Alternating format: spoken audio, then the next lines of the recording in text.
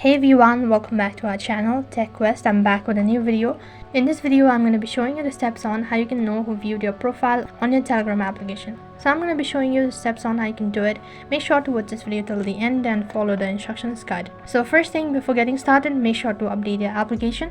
In case you haven't updated, then open up your Play Store application and on the search box type in Telegram. As you type in Telegram, instead of open if you have update, which means that you need to update the application for the latest features. Once you're done updating application, click on open. After that, you'll be taken to the chat page or you'll be taken to the home page of the Telegram. In order to see who viewed your profile on your Telegram application, what you can do is you can simply click on this tab bar icon in the top right, and on the other half you'll be able to see an option as people nearby. Click on it.